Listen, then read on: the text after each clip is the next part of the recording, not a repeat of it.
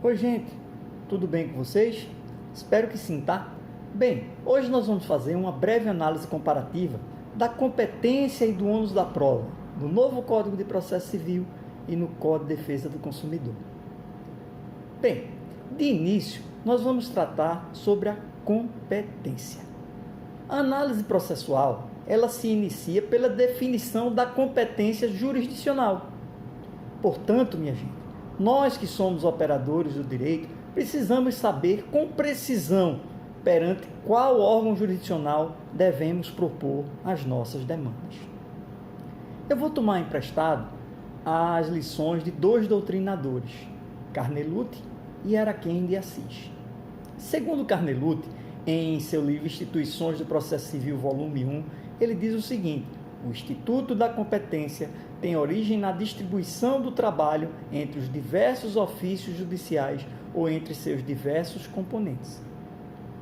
Já o professor Araquém de Assis, em sua Doutrina e Prática do Processo Civil Contemporâneo, ele diz o seguinte: o juiz emite um juízo de valor sobre a pretensão deduzida, rejeitando-a ou acolhendo-a, ou simplesmente considerando-a indigna de encaminhamento.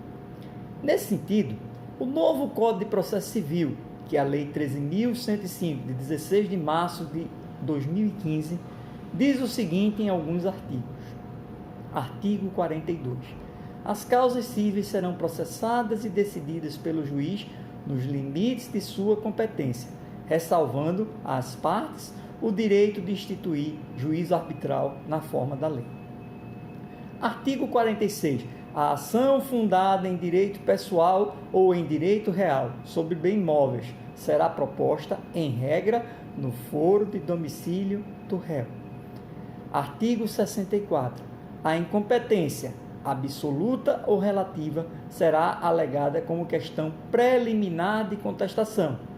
Antes, o que era que acontecia? Lá no Código 73, era por exceção de incompetência, que era prevista lá no artigo 112.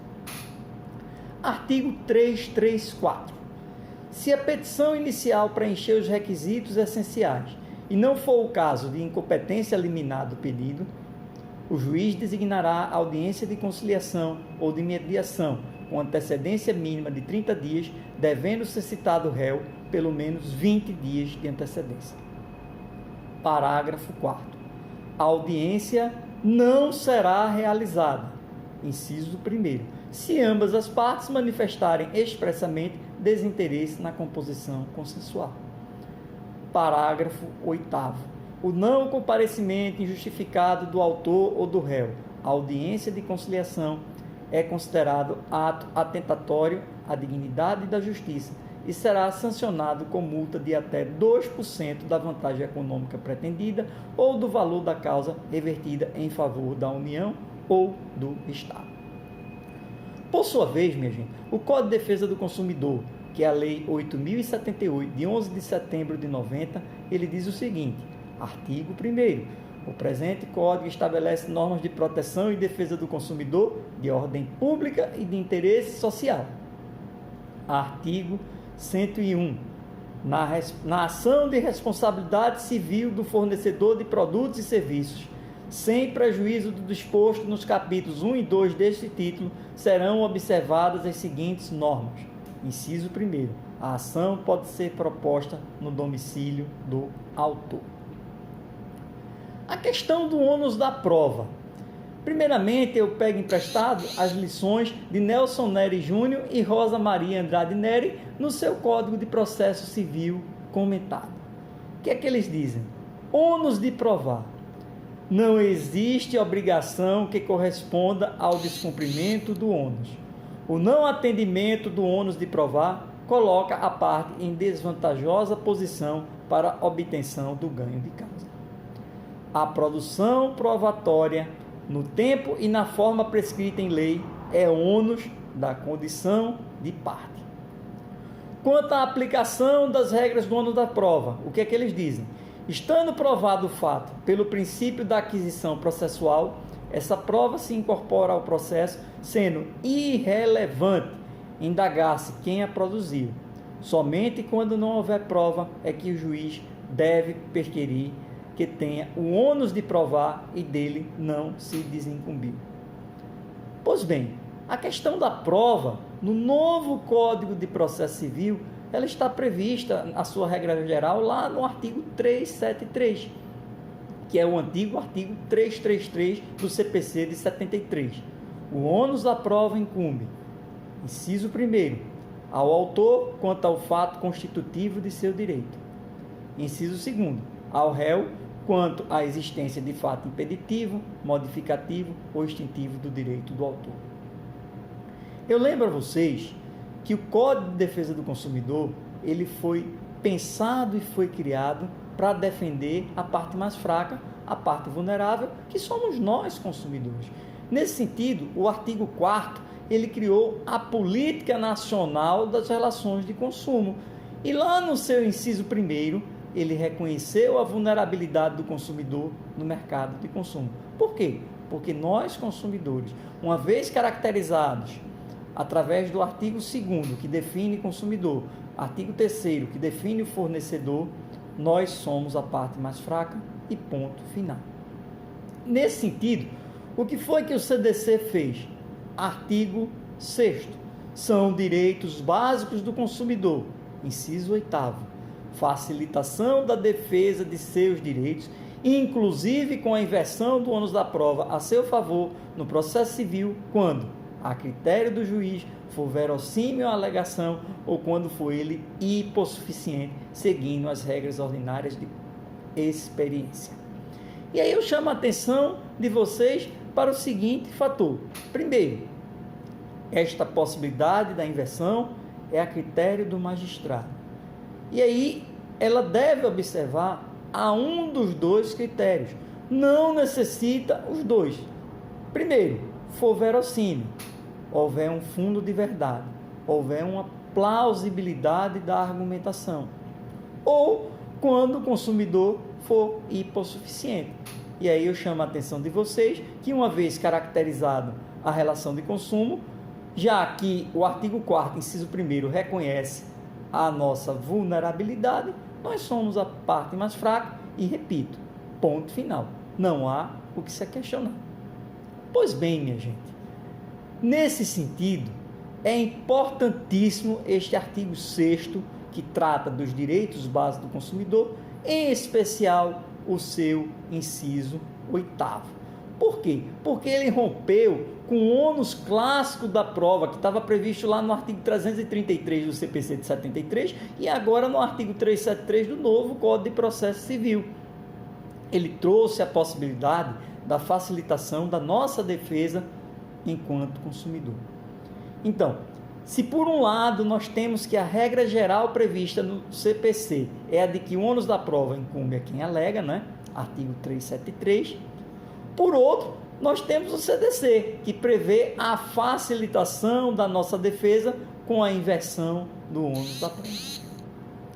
Isso foi tão importante, minha gente, que o parágrafo 1º do artigo 373 abriu a possibilidade da distribuição dinâmica do ônus da prova pelo juiz no caso concreto, mesmo que nós não estejamos diante de uma relação de consumo. Então, com isso, pode o juiz atribuir o ônus da prova de modo diverso, desde que observe algumas situações. Primeira delas, tem que fazer por uma decisão fundamentada. Segunda delas, tem que dar oportunidade à parte de se desincumbir do ônus probante que lhe foi atribuído. E, a teor do que determina o parágrafo 2º do mesmo artigo 373, não pode ser impossível ou excessivamente difícil de ser produzida esta prova. Eu chamo a atenção de vocês para um julgado, um recurso especial que foi de relatoria do ministro Castro Filho, é o RESP 241831 do Rio de Janeiro. Ele diz o seguinte: a inversão do ônus da prova prevista no inciso 8º do artigo 6º da Lei 8.078/90 não é obrigatória, mas regra de julgamento oper judicis, desde que o consumidor seja hipossuficiente, ou seja, verossímil a sua alegação. Mais uma vez eu destaco para vocês que não necessitam dos dois requisitos, basta um deles. E aí eu digo para vocês que o artigo 4º da Lei 9.099 de 1995, que trata dos juizados especiais, o que é que ele diz acerca da competência?